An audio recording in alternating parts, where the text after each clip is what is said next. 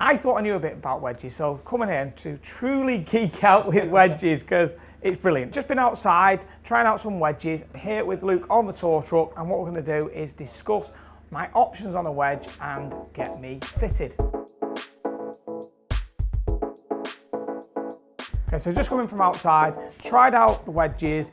I've been absolutely anal over the years on grinds, and we're now finding out why I don't need a grind, and we're just discussing the lie angle. Yeah. Yeah. Okay. So, saying there that, you know, I've always sort of like destroyed the heel of the club, like sat my hands low down. That's in effect actually making it flatter, isn't it? Yeah, because if you think about what you're doing when you're actually making the club flatter. Right? Yeah.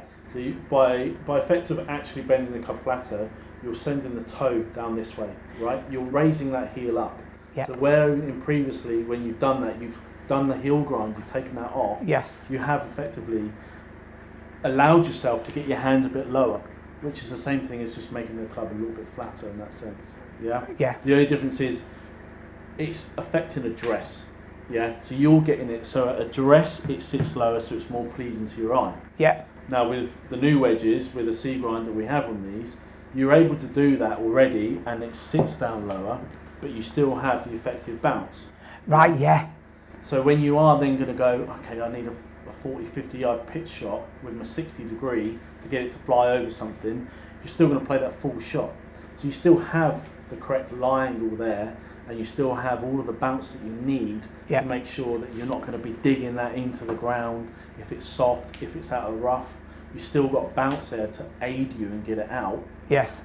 The difference is that you're not going to be, you're not going to feel like you've got to raise your hands up to try and get it to the right lie angle.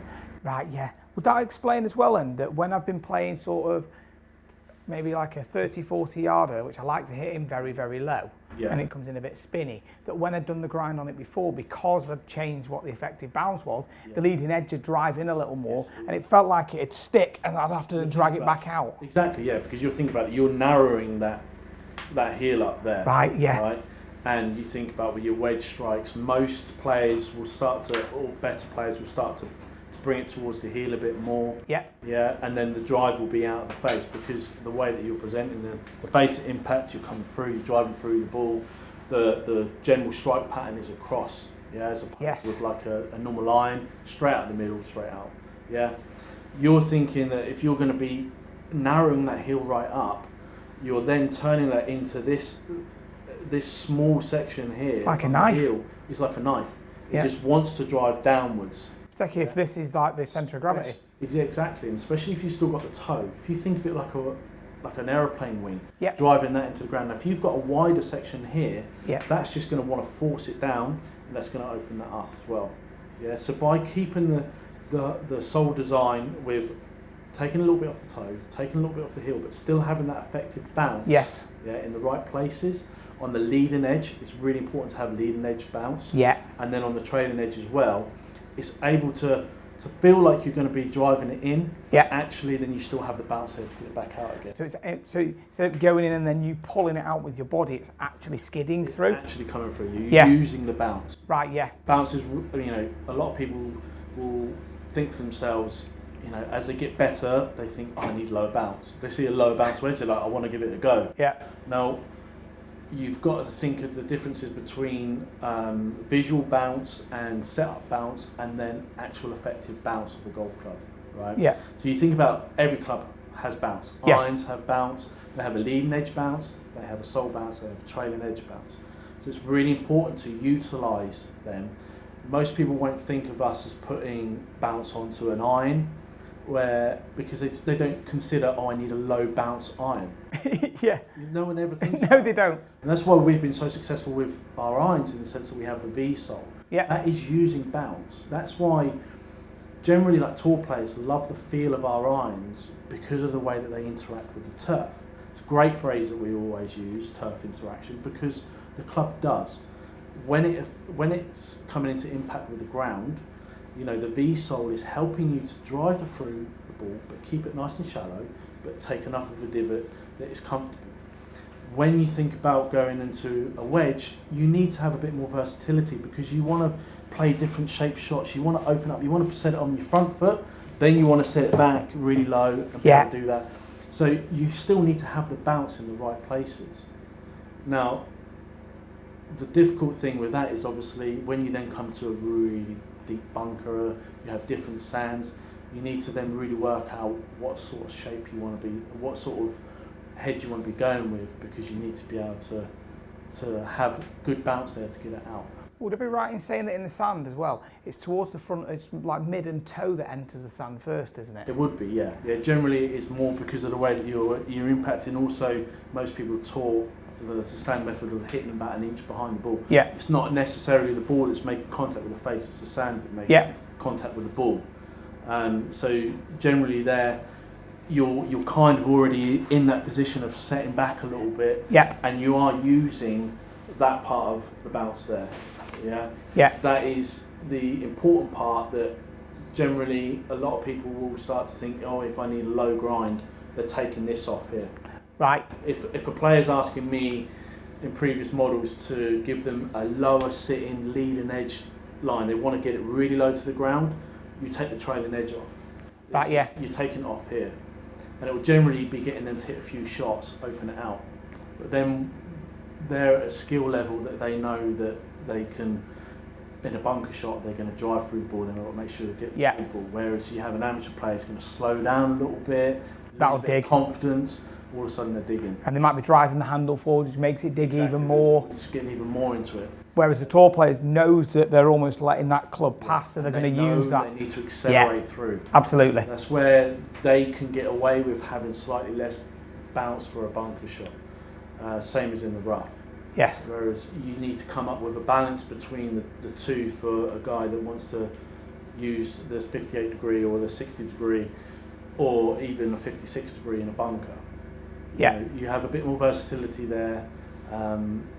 Generally what we've gone with this year, as opposed to having lots of different grinds across the board, we've just got the right grinds in the right places. Yeah, so across your 50, your 46, your 48, your 50, your 52, generally just have a mid bounce because they're going to be full shots. Yeah. And instead of having high bounce options in the 54s, you just have your mid, because you need the bounce in the right places. So although there's a few more options, they're in the right places. Okay, they're in the right lofts. The options are in the right lofts. That gives us a bit more versatility, and actually you will generally be able to find something somewhere that works for every single person without having to even do anything to the heads. That's why, I mean, you coming on here and we're talking about doing a grind for you. We've already got that grind. Yeah, you're right. I've tried it outside and it was perfect. Exactly. It's already there. It's already, the head makeup is already there. And for someone like you who likes to be really versatile with the wedge and do a lot of different shaped shots, you probably find you can actually do that and gain confidence. Absolutely. Right shaft combo, right head combo, and you're pretty much there. And moving on to that shaft then, obviously I'm playing Nippon 120X in the irons. So obviously the wedge shaft's a little softer, isn't it? Yeah, generally from experience with our tour players, if it's 58, 56, 60, you kind of want to be going a little bit softer because everything's a little bit slower. Yes. You need to have a bit more feel there. By going slower with the right softer flex, you get a bit more spin out of it. Okay, yeah. Yeah, you get a bit more control, you get a bit more feel.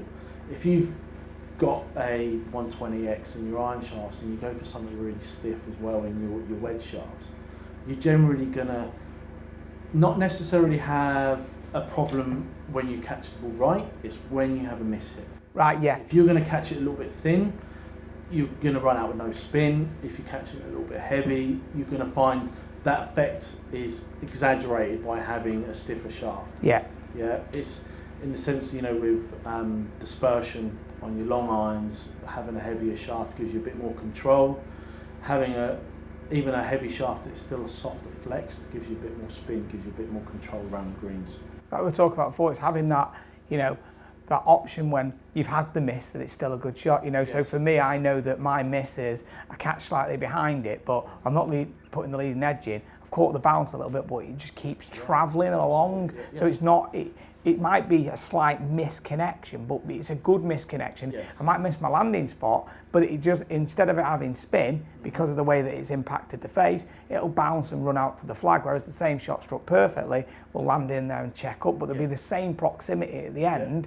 But if you've got the right wedge, then it plays towards what you're, if you miss is... That's fitting the miss. Yes. That's generally what most people struggle with, is acknowledging that their miss is that, and then working around fitting that, instead of going, I want it to look like this, I want it to behave like this, and actually only hitting that shot 10% of the time. Yeah. You say, well, what is your miss? You say, okay, I might catch it a little bit thin. You need to be able to adapt and say, this is the miss, and this is how I'm going to fit it.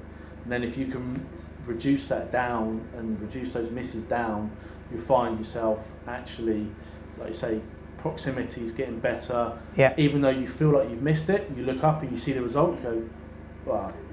That's the one where you don't turn around to your mates and go, oh, I finned that. And then they go, well, you've just hit it to 2 foot. You go, actually, if I stay quiet, they won't notice that I've done that and it's still got there.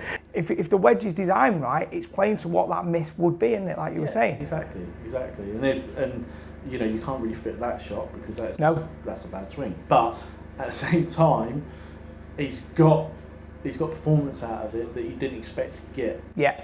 And part of doing the wedges, I mean, we see it all the time. Tall players, they stand on the range, they hit balls all day long. They're going to chunk it, they're going to fin it, it happens. But their chunk, their fin, is not as bad as your higher handicapper. Yeah. That's all it is. Your higher handicapper doesn't see that sort of shaped shot on TV. Yeah. But you see it when you stand on the range, and you know it happens. It's just a case that our job is to minimise it and actually to still give them the performance benefit. Drivers are the perfect example. Absolutely, yeah. Drivers, that's probably your biggest miss hits are with drivers, especially in higher handicappers.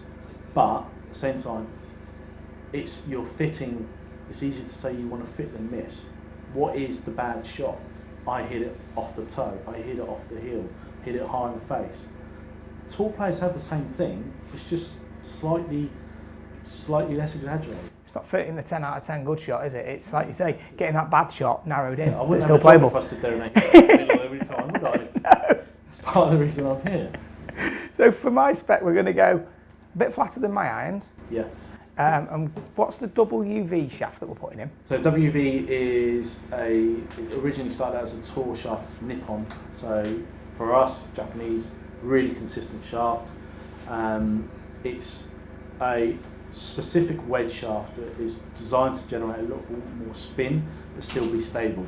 Brilliant. So it's going to give you that feel that you can go after it if you need to, and it's still going to be stable. Awesome. Yeah. Right. It's going to be good stuff.